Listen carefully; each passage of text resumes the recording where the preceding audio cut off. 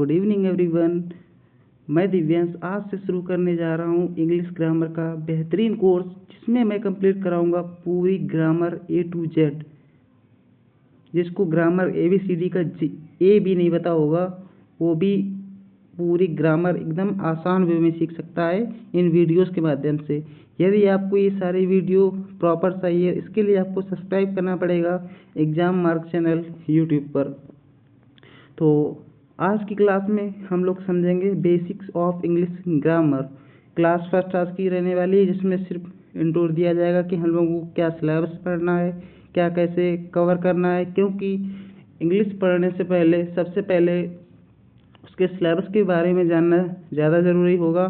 क्योंकि यदि आप सिलेबस को एक बार अच्छे से समझ गए, बात इंग्लिश की ही नहीं है, कोई भी सब्जेक्ट हो, मैथ्स हो, साइंस हो, SST हो, कोई भी सब्जेक्ट हो, सबसे पहले एक स्टूडेंट्स को ये जानना ज़रूरी है कि सिलेबस क्या है।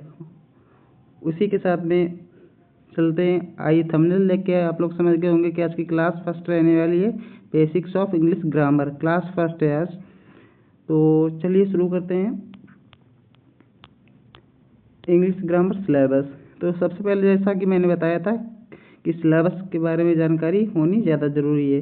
तो इंग्लिश ग्रामर हम लोग पढ़ेंगे दो पार्ट्स में। जो पहला पार्ट होने वाला है ग्रामर का, तो ग्रामर के पार्ट्स ये सबसे फर्स्ट चैप्टर रहेगा बेसिक्स ऑफ इंग्लिश। सेकंड रहेगा सेंटेंस, इसमें आप लोग उसके पार्ट्स और काइंड्स पढ़ेंगे। थर्ड रहेगा पार्ट्स ऑफ स्पीच। फोर्थ रहेगा नाउन। फिफ्थ रहेगा प्रोनाउन। नाउन के अंदर ही हम लोग जेंडर एंड नंबर को भी कवर करते चलेंगे। उसके बाद अगला टॉपिक रहेगा प्रोनाउन, और उसके बाद एडजेक्टिव, वर्ब, एडवर्ब,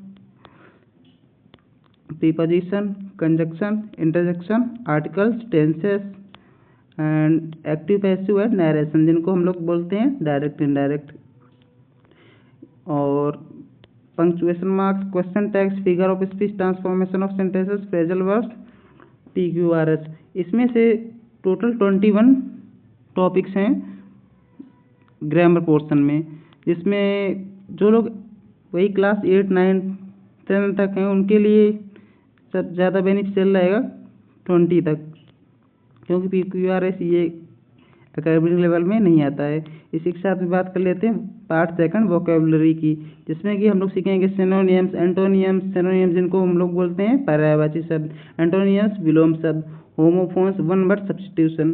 तो चलिए शुरू करते हैं क्लास। ये तो होगी सिलेबस की बात। इसी के साथ अब बेसिक की बात करते हैं कि इंग्लिश का बेसिक क्या रहने वाला है। तो इसी के साथ बने रहिए क्लास में। सबसे पहले बेसिक्स ऑफ इंग्लिश ग्रामर। तो ग्रामर शुरू करने से पहले एक कन्फ्यूजन हर एक बच्चे के माइंड में होगी कि ग्रामर की एग्जैक्ट राइट स्पेलिंग क्या होती है। तो ग्रामर के स्पेलिंग की बात करते हैं, तो इसमें आपको अलग अलग स्पेलिंग दिख रही होंगी। चलिए मैं इसको जूम करके आपको दिखा रहा हूँ। इंग्लिश ग्रामर की इसमें स्पेलिंग कौन है? GRAMMER, एक ये होगी GRAMMAR, GRAMAR। इसमें से आप लोग बताइए इस करेक्ट स्पेलिंग कौन सी है। तो जैसा कि आप लोग देख पा रहे हैं, ज़्यादातर लोग ये स्पेलिंग सही करते हैं GRAMER, लेकिन ऐसा बिल्कुल नहीं, ये एकदम रॉन्ग है। तो जो बात करते हैं एकदम करेक्ट स्पेलिंग की, जो कि ये रहने वाली है GRA, ये सेकंड वाली, और ये फोर्थ वाली GRAMMAR, जिसमें डबल M हो, उसके बाद में A आता हो। तो इसकी एक ट्रिक रहने वाली है जो कि मैंने स्लाइड पे बना रखी है। Correct spelling of English grammar. Grammar G for God, G for हो जाएगा गॉड मतलब भगवान, गॉड राम। गॉड कौन है हम लोगों के? राम। तो राम को कैसे लिखा जाता है? RAM। तो इसमें ग्रामर में G फॉर गॉड और राम को कैसे भी पढ़ें, सीधा पढ़ें तो राम, इधर से उल्टा उसको पढ़ें रिवर्स में राम। तो दोनों तरफ से राम ही आना चाहिए, तो वही करेक्ट स्पेलिंग रहेगी। तो उम्मीद करता हूँ ये ट्रिक आप भूलेंगे नहीं कि आगे से पढ़ें तो राम, पीछे से पढ़ें तो राम। यहाँ पे ए की जगह ई नहीं आएगा, यहाँ क्या रहेगा? यहाँ पे रहने वाला है ए ही रहेगा, वही स्पेलिंग करेक्ट होगी। चलिए ये तो रही स्पेलिंग की बात। अब इसी के साथ आगे बढ़ते हैं। इंग्लिश। इंग्लिश क्या है? इंग्लिश में लेटर कितने होते हैं और साउंड क्या होता है? तो लेटर वो होते हैं जो हम लोग लिखते हैं 26 अल्फ़ाबेट्स इनको बोला जाता है। और साउंड मतलब आवाज़, वॉइस, उनको कैसे बोला जाता है। तो लेटर्स टोटल होते हैं 26 और साउंड्स होते हैं 44। इसी के साथ बात कर लेते हैं कि सबसे पहला बेसिक क्वेश्चन है इंग्लिश अल्फ़ाबेट में कितने लेटर्स होते हैं। तो 26 लेटर्स होते हैं और 44 साउंड होते हैं। जैसे साउंड्स बात कर लेते हैं। साउंड्स एग्जाम्पल में देख ले, कैट, ये लिखा है कैट, यहाँ क्या बना है, सी बना हुआ है, लेकिन सी इसको क्या पढ़ा जा रहा है, का पढ़ा जा रहा है, कैट, इसको क्या पढ़ा जा रहा है, कैट। और यहाँ पे सी, यहाँ भी सी बना है, तो इसको क्या पढ़ा जा रहा है, सा, साइकिल। तो यही होते हैं साउंड्स। एक लेटर के एक से ज़्यादा साउंड हो सकते हैं, जैसे इसमें सी को का भी बोला गया है और सी को सा भी बोला गया है। एक लेटर के एक से ज़्यादा साउंड हो सकते हैं। अब बात कर लेते हैं लेटर की डेफिनेशन की। लेटर, अ लेटर और a written or printed sign that represents a sound in a language। जैसे ए, बी, सी, डी, ई, जितने अल्फ़ाबेट में 26 लेटर होते हैं इनको हम लोग लेटर कहते हैं, जिनको हम लोग हिंदी में बोलते हैं अक्षर।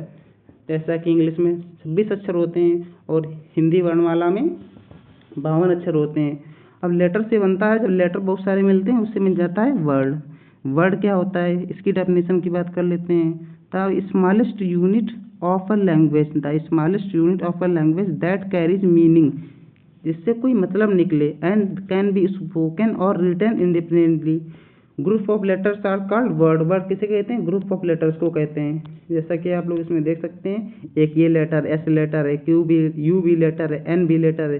जब ये लेटर्स आपस में मिल जाएंगे, मतलब ऐड हो जाएंगे, S plus U plus N, तो इन तीनों से बन फॉर्म हो जाएगा एक वर्ड, क्या, सन। तो इसी के साथ हम लोग कह सकते हैं कि सबसे पहले आता है लेटर।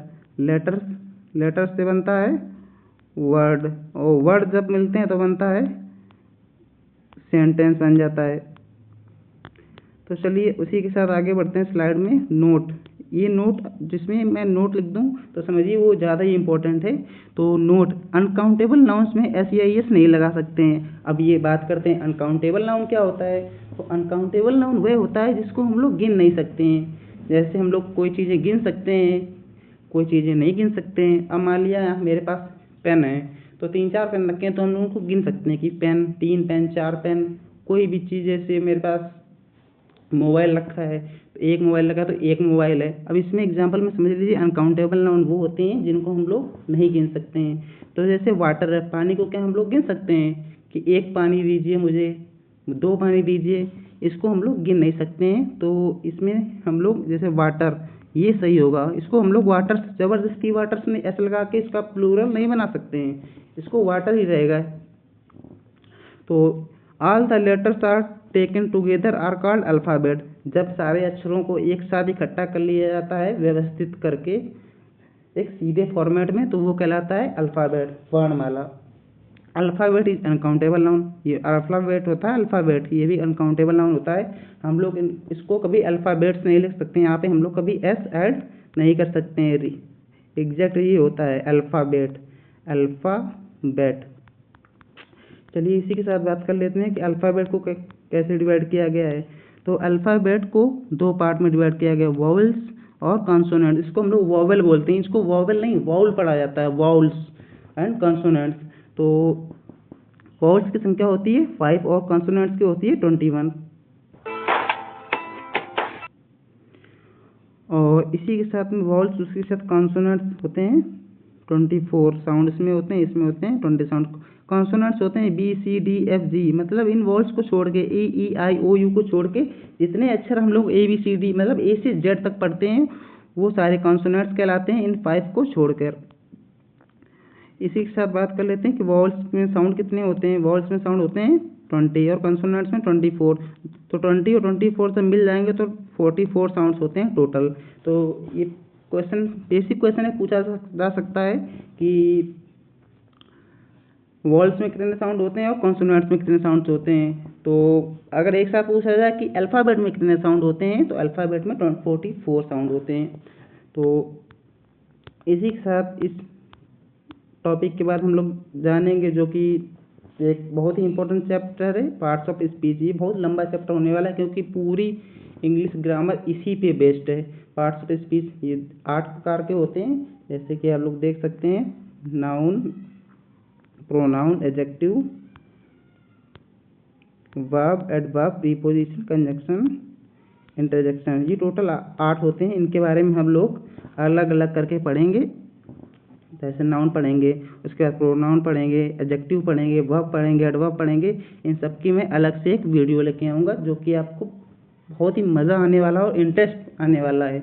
मैं पूरे दावे के साथ कह सकता हूँ कि आप इंग्लिश आपको इतना सरल, जिन लोगों ने इंग्लिश का हवा उठा के रखा मन में कि इंग्लिश बहुत ज़्यादा कठिन विषय है, उनको मैं बता दूं कि यदि आपने मेरी ये पूरी 30-35 क्लासेज जितनी सारी क्लासें देख ली, तो आपको इंग्लिश से बिल्कुल डर नहीं लगने का। चाहे आप बिगनर हो या आप, यदि बच्चा कोई मतलब 4th क्लास या 3rd क्लास शुरू से भी पढ़ेगा ना, वो भी चीज़ें सीख सकता है अगर एक तरफ से सारी प्लेलिस्ट देख लेगा। तो ये तो रहा मेरा पहला सेशन। यदि आपको ऐसी और वीडियो चाहिए शॉर्ट में, जिसमें आपको ज़्यादा टाइम भी बर्बाद ना हो और सारे सेशन भी कंप्लीट होते चलें, तो बने रहिए अपने चैनल एग्ज़ाम मार्क के साथ, जो कि यूट्यूब पे आप सर्च करेंगे एग्ज़ाम मार्क 321। तो इस चैनल आप सब्सक्राइब कर लीजिए और बेल आइकन प्रेस कर दीजिए, ताकि आपको हर वीडियो टाइम पे मिलता रहे। तो आज के लिए मैं इतना ही रखता हूँ। इसी के साथ मिलते हैं कल अगले वीडियो के साथ। Thank you.